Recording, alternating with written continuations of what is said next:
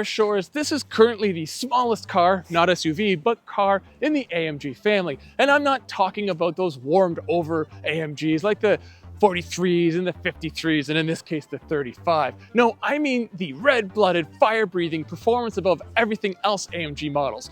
And that's what this is, the CLA 45S. Now, I'm a big fan of this car in the summer, but I've never really got to test it in these kind of conditions, the dead of winter, where it just won't stop snowing. And with over 400 horsepower in this little car, thank God it has 4MATIC all-wheel drive, but I'm really cold, so I'm gonna get inside.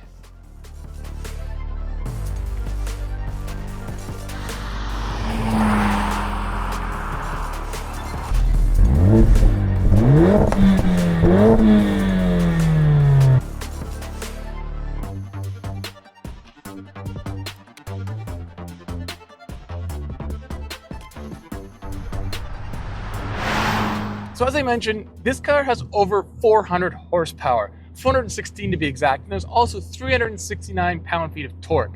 That all comes from just a 2-liter turbocharged 4-cylinder. No hybrids here, just a turbo and gas. And if you think about it, that's pretty incredible. The only vehicles currently sold that make over 200 horsepower per liter are supercars. This is the only somewhat regular car that achieves that feat. Remember back in the day when the Mitsubishi Lancer Evo and the Subaru WX STI both made about 300 horsepower off of a 2-liter turbo? Well, this ups that by well over 100 horsepower. It's an incredible feat of engineering, and Mercedes claims every single engine in one of these 45Ss is handcrafted. With all that power, it's pretty safe to assume there'd be some turbo lag as the boost builds up, and there really isn't turbo lag. It's just the engine needs to be in the higher RPMs to really get all of that power unleashed. But if you keep it in the higher gears using the 8-speed dual clutch transmission, you're kind of always on the sweet spot of the power band. And yes, this is a dual clutch, so it has all the usual drawbacks of a dual clutch, like being a little delayed going from forward to reverse or leaving from a dead stop. But in a car like this, that's perfectly acceptable because the response in the quickness of the upshifts and downshifts when really hustling the car around is well worth any sort of trade-off. Mercedes has been making dual clutches for a while, and although they maybe don't get all the credit some of the other manufacturers do, they make a really good system, especially when it comes to performance. And speaking of good systems, there's the 4MATIC all-wheel drive system, and the CLA is a front-wheel drive bias car by default. I mean, the 250 can come front-wheel drive.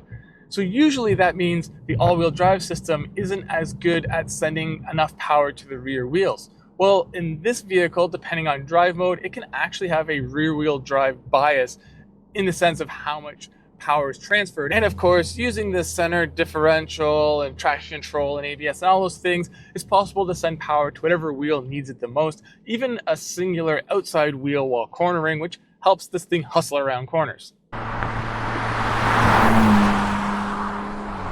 Now back to the power. Mercedes claims this car can do 0 to 60 in 4 seconds flat, and I fully believe it. It may not be the quickest initially off a line, but once that power starts building, it launches off. But more impressive is probably its rolling speed. When needed to make a passing maneuver or fire out of a corner, you can use the paddle shifters to be in the exact right gear, and this thing hooks up and goes. Now I get the engine note might not be for everyone being a 4-cylinder and whatnot, but Mercedes has done the best with what they got. I really like the growls it gets at the higher RPMs, and it's just naturally going to sound pretty aggressive because this is such a high-strung, high-powered 4-cylinder. Here, listen to this.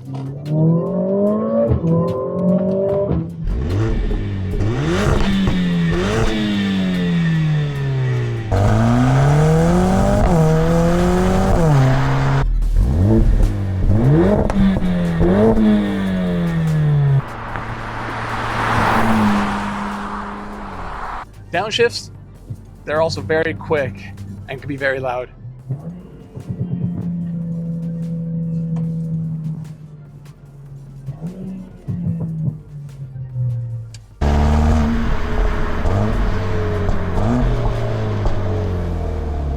Now, it's not the lightest car despite its small size. It's over 3,700 pounds, which is quite heavy considering the size of the car, but it does have all of that turbo hardware and all-wheel drive and luxury features.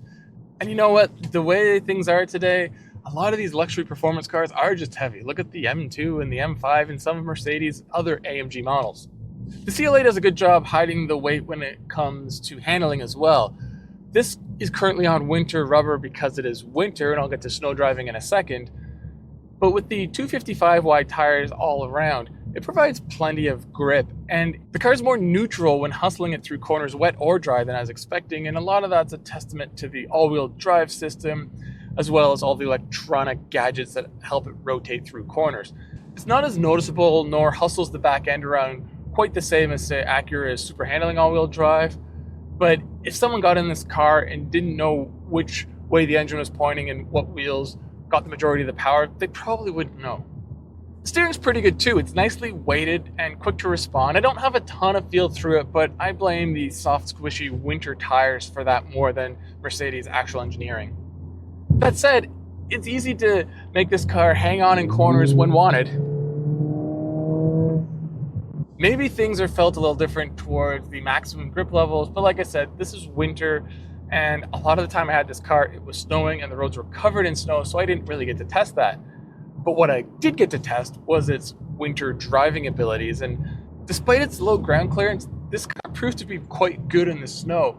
It just grips and goes and turns. I mean, if you over push things, of course, it will start to lose some of that mechanical grip, but in one of the more extreme Sport Plus race or even Mercedes drift mode, the back end will kick out a bit and come around, helping you through corners. And if I had a big enough, open enough area, I'm sure I could just be kicking the back end out and sliding this thing around all day long. Although a lot of AMGs are going all-wheel drive, much like BMW's M cars and Audi's RS cars always have been, this is the one that I think I'd want to be in the most during a big snowstorm. Although I kind of said it was heavy, it's light relative, it's a small shape, and just the way the all-wheel drive system works, I'd have the most confidence outside of, say, an AMG SUV, but that's a whole different world.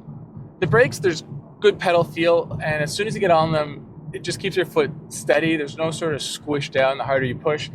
Again, I can't really comment on ultimate braking ability or power because of the weather. I will say the ABS system works really well when in icy conditions.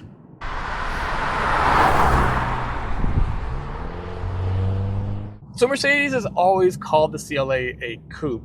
If you go on the manufacturer's website, it's even listed under coupes, which is a bit confusing because I go onto the website looking for the smallest Mercedes sedan and it's underneath coupes, but I get it. It's because of the swoopy headliner, and I even think it's helped to get people prepared for just how tiny the rear seat area is because it's much more coupe-like than a regular four-door.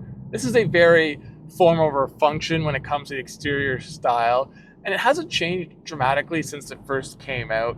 It has been updated here and there, and I do like the front end of this version the best, although the rear I'm still not fully crazy about. I will say I do like this version with the AMG treatment with the 4-tip quad exhaust and how the lower bumper is done. And this is also sort of the most subtle AMG 45S there is. There's 2 exterior option packages that make it a little more aggressive and sinister looking and let people know sort of what you're driving. This model though, it looks like any regular CLA unless you know what a 45 is or you see those 4 exhaust tips. Even the 19-inch wheels look pretty regular in terms of Mercedes, and probably one that could even be upgraded on lesser models. I kind of appreciate that about the car because if I keep the exhaust quiet, which I rarely do, but if I did and I just wanted to drive sedately around town, no one would really give me a second look. And it's not just the exhaust that's adjustable. There's different drive modes, like one for slippery conditions, individual, comfort, sport, sport plus, race, pretty much filling the entire spectrum of what you might want in a performance car. This tester also has the optional adaptive dampers, which go through 3 settings, which are comfort, sport, and sport plus. But honestly, I think they should be relabeled stiff, stiffer, and stiffest, because even in comfort mode, this vehicle rides pretty hard, but I can't blame it. It is a full-blown AMG, where performance is more important than passenger comfort. Its performance seats offer great support, yet they're still pretty comfortable, although the back and the bottom cushion are fairly thin and fairly hard. So I can imagine over a long distance drive, things might start to cramp up or feel sore. And as I mentioned earlier, rear seat space is pretty small. There's less than 36 inches of headroom and less than 34 inches of legroom. So it's really going to be an area for children, younger teenagers, smaller adults. which is actually fine for the CLA 45S that I'm driving, because this is, once again, I've said this many times, a performance car. So I don't think someone's buying this as a main family vehicle. This shape maybe doesn't work as well on, say, the 250, sort of the entry-level CLAs, but when you get higher on the performance, yeah, this is meant for probably a driver and one passenger most of the time. So inside we have the AMG interior design, which gives the cool stripes package in front of the passenger on the dashboard and adds a nice little touch to the otherwise black interior that has the red striping. There's other brushed aluminum accents here and there and some other silver pieces. At night, the interior looks great with the 64 ambient color option, and being a Mercedes, there's the two-tone options you can get as well, which again lets you kind of personalize the car and makes it look a little more sophisticated at night. Of course, this being a top-line model with a bunch of option packages added, I've got all sorts of luxuries here: heated and ventilated front seats, power front seats, head-up display, the fully digital customizable driver information center. There's nice suede inserts in the door. There's the AMG buttons on the steering wheel, which I love. It makes customizing the car or changing performance on the fly so easy. The right dial, I can pick a specific drive mode. And on the left side, I can adjust all the different performance bits, like if I want the car to be manual or automatic, suspension stiffness, the AMG dynamics, exhaust sound, all those sort of things. It just makes it real simple and easy to do on the fly. I know a lot of vehicles have various buttons to do this, but they're usually just hard labeled buttons, and you might not remember exactly what feature you want. Well, here, they're actual digital screens, and it tells you what feature you're changing and what level it's at, which just makes it so easy and quick to do on the fly. The one bit of technology I don't like, and I've never liked since they introduced it, are the haptic controls on the steering wheel. There's sort of an up, down, side to side for your thumb, one on the left, one on the right. The one on the left controls all of the driver information center stuff, and the one on the right is for the infotainment system. Now the left one's set to change audio stations while driving by pushing left and right. The problem is pushing up and down changes what information is being displayed in the middle of the gauge cluster. And not more than once, pretty much more than once every time I drove the car, I would accidentally change the center screen while trying to change audio stations. Then it would take me a while to get back and try to find the station and the screen I wanted, which is very distracting, but there's no other tuning knob anywhere that I can do that.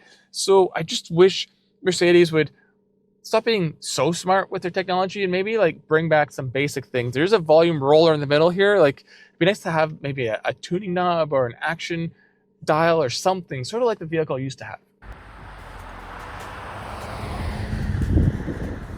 The CLA 45S is one of those cars that I'd forgotten just how good it is. It's been out for so long it kind of slips under the radar, but this is a fun car to drive and it is a true AMG. Now, unfortunately, that means it has true AMG pricing, and it starts at $68,200 including destination charges in the US, or over $76,000 in Canada. And as tested, this is $81,000 US and over $89,000 in Canada. Now, that is a lot of money for such a small car, but its biggest rival, the Audi RS3, is priced very similarly with very similar performance, so I guess it's market accurate. But think of it this way: this is the most affordable AMG car. I'm talking full AMG models. It is a bit of a bargain compared to its larger siblings, while still offering a lot of the same performance.